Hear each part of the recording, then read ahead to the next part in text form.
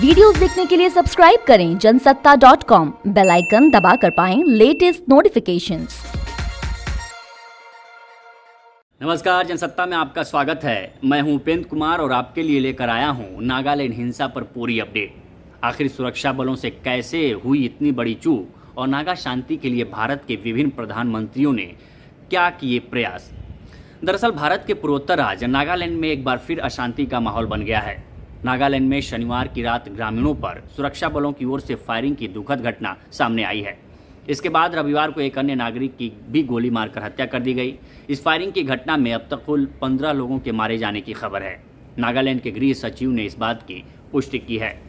फिलहाल इस मामले में मर्डर केस दर्ज कर लिया गया है और इसके साथ ही नागालैंड सरकार ने 5 सदस्यों वाली स्पेशल इन्वेस्टिगेशन टीम भी गठित की है और केस को क्राइम ब्रांच को सौंप दिया है।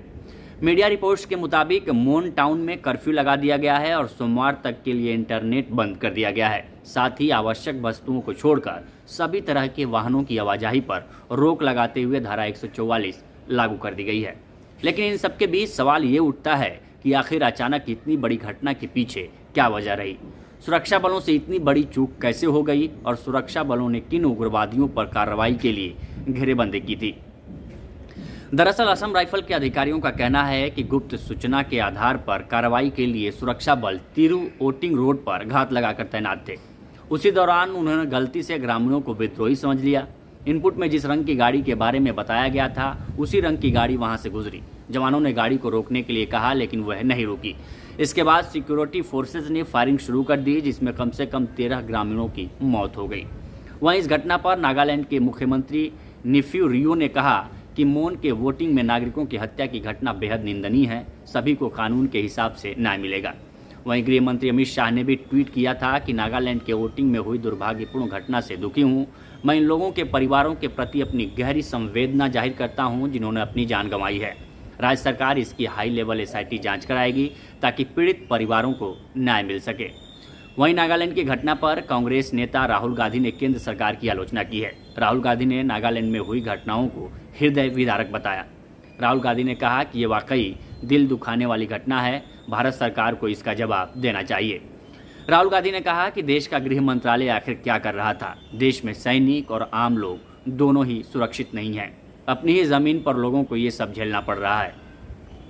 राहुल गांधी ने ट्वीट पर इस घटना को लेकर लिखा और सरकार की आलोचना की। उन्होंने कहा कि इसकी जांच होनी चाहिए। वहीं इसके साथ ही राहुल गांधी के अलावा पश्चिम बंगाल की CM ममता बनर्जी और असदुद्दीन ओवैसी ने भी घटना की उच्च स्तरीय जांच की मांग की है। अब आखिर में आपको संक्षेप में बता दें कि नागा शांति के लिए भारत के प्रधानमंत्रियों ने क्या प्रयास किए। दरअसल नागा भारत की स्वतंत्रता से पहले भी संप्रभुता की मांग कर रहे थे। उनका दावा था कि वे ब्रिटिश भारत का हिस्सा नहीं थे। पंडित नेहरू ने मांग को स्वीकार कर दिया लेकिन उन्होंने नागा मामलों को विदेश मंत्रालय में एक निदेशक के अधीन रखा।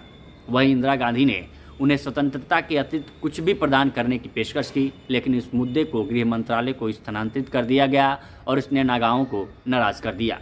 वहीं PV नरसिम्हा राव वह प्रधानमंत्री थे जिसने इस मुद्दे को शांति के लिए हाथ बढ़ाया।